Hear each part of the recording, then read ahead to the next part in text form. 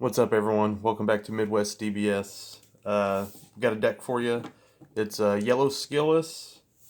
Through testing, this deck has been okay. I don't think it needs a little more. And I think with the new draft box coming up, it's going to have the support that it needs to maybe jump up to actually be a competitive deck. But without that, I'll show you what I got now. Leader Son Gohan. First off, if you have a skills battle card in play, yellow skillless, it gets an additional. If you have a skill, it doesn't have to be yellow. If you just have a skillless battle card in play, it's 15k on the front side, which means it can pressure leaders that awaken early as long as you have a skillless card in play. When he swings, you draw a card and you can choose up to one life and take, so he can awaken himself, which is good and just allows you to see more cards. On the flip side, he's 15k, but he has two abilities. First ability is you can draw a card and then play up to one of your skills battle cards from your drop. Its energy costs 1, which the one we're looking for is Icarus.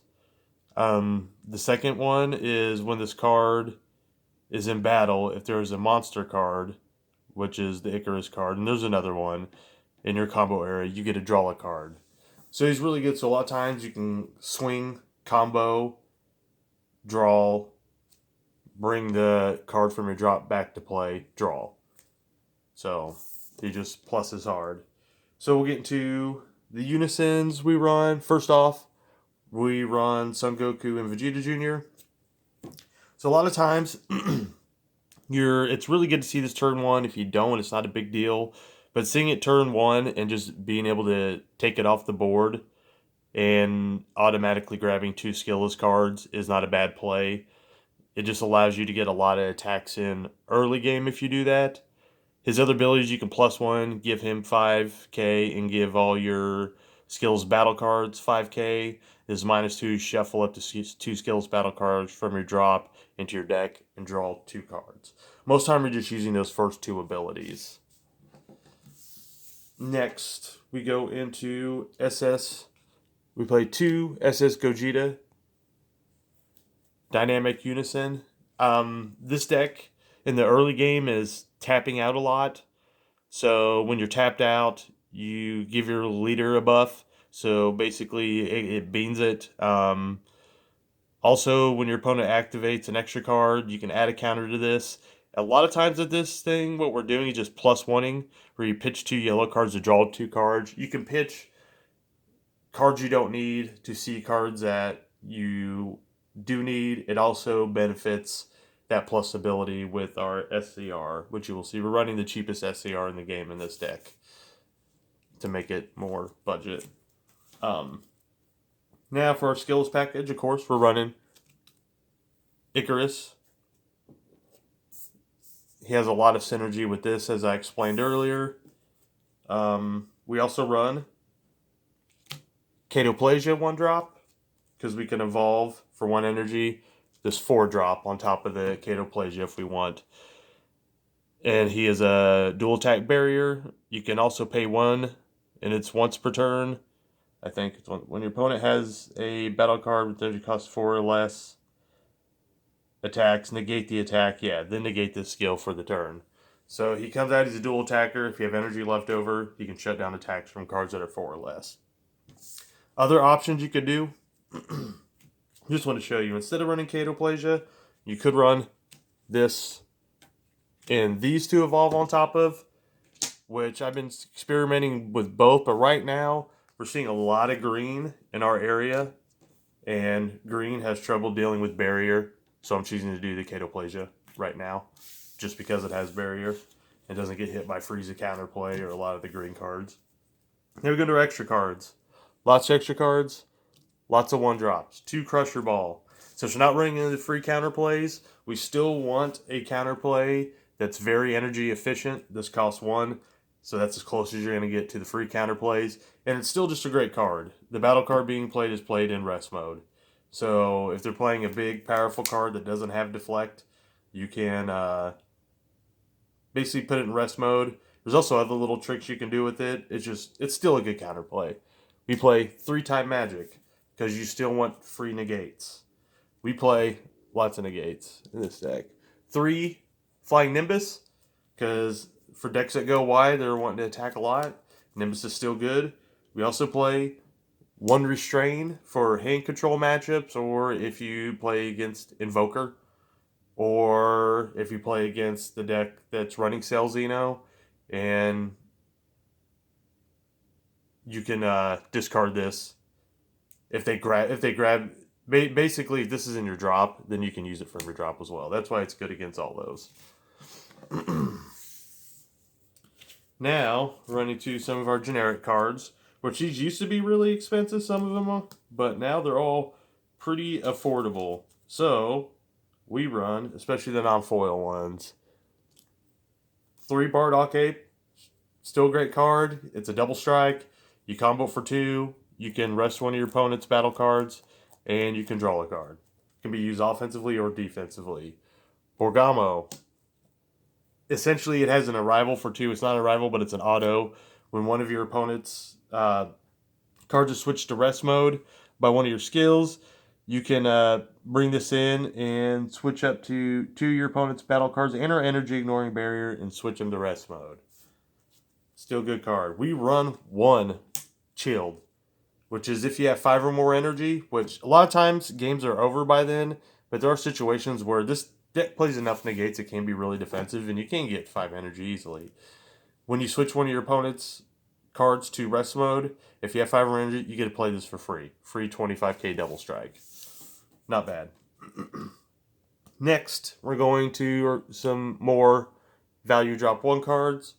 He's a double striker. He's the yellow Kaba. So he can close out games for you, or he can pressure Unison. So he has dual purpose. Same thing with this, dual purpose. It can come out, you can only have 1 of these in the field at a time, but when it comes into play, it replaces itself first off, so you get to draw a card. Then if your opponent has 5 or more cards in rest mode, which a lot of times a lot of decks are, tapping the counterplay, tapping it, holding it, free counterplays, whatever. The stipulation to have 5 cards in rest mode is really easy. And when you do, he gains dual attack, and he's a 19k at that point. And not only during your turn, he's also 19k during your opponent's turn. He doesn't lose that till it comes back to your turn. So I've played this card and have people think that he's a 4k, and then they swing it to him, and then realize, oh yeah, he's still a 19k. So you could play up to 3 of these. I just play 2. It's okay. Essentially, when you do play it, it's a dual attack, and it gives all your yellow skills battle cards that cost a 1 5k boost. But you can free play him if you could take 2.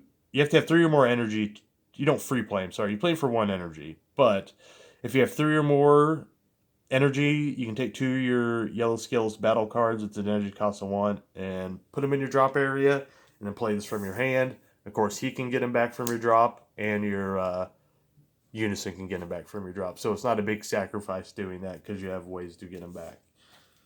As you've seen, like I said, this deck does play 23 1-drops. Since we're playing 23 1-drops, we are running Sin Shenron. He's ultimate, he's deflect, he's blocker. So since he has deflect, he can get around a lot of counterplays. He can be a 35k beat stick to close out a game later.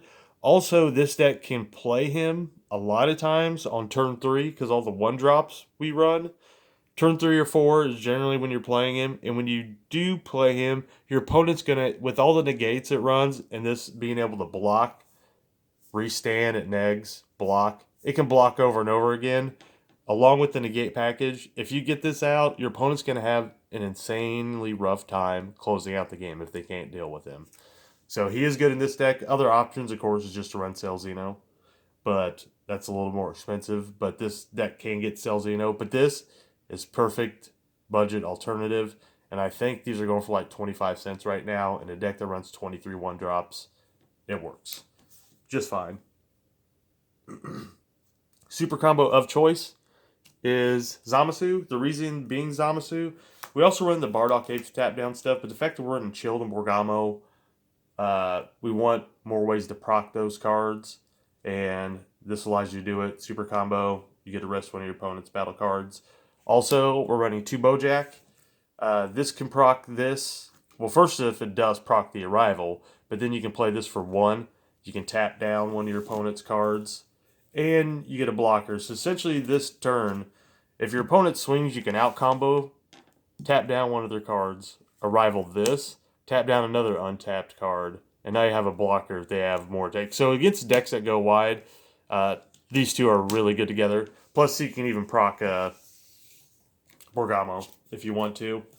Last but not least is we're running 2 Further Destruction Champa because it gives anything double strike, and it gives it a plus 10k. So it's exactly 50 cards. That's all I got for the main deck. For the sideboard, I'm not really going to get into everything in the sideboard because your sideboard should be different depending on what is in your area. But considerations, cards that I think that are must in your sideboard are these, max power, these, and one of these. Foo Shrouded Mystery, because if you see my decks, there's always a Foo Shrouded Mystery. It's good in a lot of matchups that go long. Just a great card. It's like a second SCR. This card right here is because your deck basically fumbles against Black Mass Saiyan. This right here is about the most efficient answer you can have to Black Mass Saiyan in yellow. Would you activate main? It's just 1 yellow, and if your leader card is yellow, you have to pitch this card from your hand, you draw a card, and then you get to choose 2 of your opponent's battle cards, Annoying Berry, and they get minus 5,000 power per turn. So it just deals with Black Mass Saiyan efficiently, so it doesn't ruin your day. Last but not least, Max Power Kamehameha is just good against a lot of decks that are trying to scale up, that have, if their battle cards have a higher energy cost and energy they have in play. It's really good because it can send them to their warp, and then also the fact that you can negate and then buy it back later to do the other effect. Not in the same turn, but it can still serve dual purpose. It can negate or it can get rid of battle cards. That's all I got for you on this deck. Once again, everyone, thanks for watching, and we'll see you soon. Bye.